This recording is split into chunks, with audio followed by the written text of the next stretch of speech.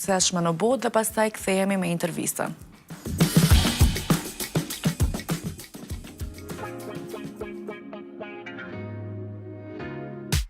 Janë këto gra që kanë një rol të jashtëzakonshëm në sukseset e kompanive të tyre dhe në zhvillimin e përgjithshëm teknologjik në botë. Ato janë pronare ose menaxhere të kompanive shumë të suksesshme.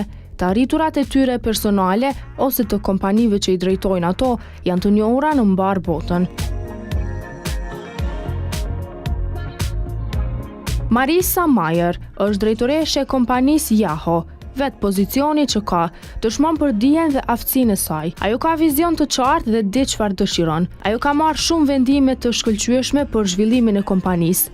Detyra e saj ka qenë fuqizimi i kulturës afariste të kompanisë dhe të krijojë një menaxhment që mund të përmbushte kërkesat e saj për zhvillimin dhe duket se ja ka dalë. Meg Whitman është drejtoresh ekzekutive e kompanisë HP. Më parë ajo ka qenë zëvendës presidente për planifikimin strategjik e kompanisë The Walt Disney dhe ka dhënë kontribut të rëndësishëm në zhvillimin e kompanisë në vitet e 80-ta. Pasuria e saj sot llogaritet $1.9 miliard.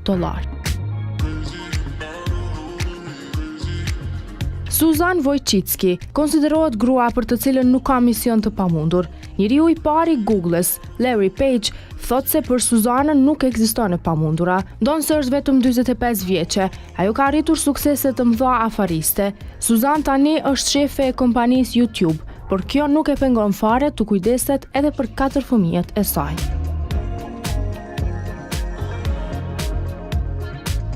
Safra Catz konsiderohet si gruaja më e fuqishme në botën e biznesit. Aktualisht është presidente dhe drejtoresh ekzekutive e kompanisë Oracle. Asaj i atribuohen vendime shumë të rëndësishme dhe veprime shumë të suksesshme. Ajo është përgjegjëse për transaksione të shumta fitimprurse. Me profesion është avokate dhe ka përpara një kontest të vështirë, edhe një mision tjetër të rëndësishëm. Ursula Burns është presidente dhe drejtoresh ekzekutive e kompanisë Xerox. Ajo është meritore për ristrukturimin e suksesshëm të kompanisë në 3 vitet e fundit. Ursula e ka filluar punën në vitin 1980. Atëherë as nuk ka mundur të imagjinoj se vetëm 30 vjet më vonë do të arrinte në pozitën e presidentes të këtij giganti. Cher Wang cilësohet si krenaria e Tajvanit. Ajo është bashkëthemeluese dhe presidente e gigantit të smartphone-ëve HTC.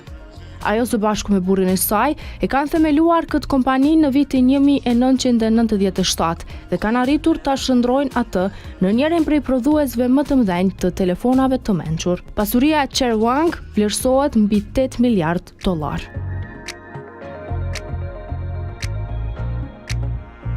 Mary Meeker është e njohur për arritjet në fushën e internetit. Në mbar botën njihet për njohuritë e saj në fushën e teknologjisë dhe zhvillimit të internetit. Ajo është përfshirë në investimet për zhvillimin e kompanive si Twitter, Groupon, Spotify, Jawbone.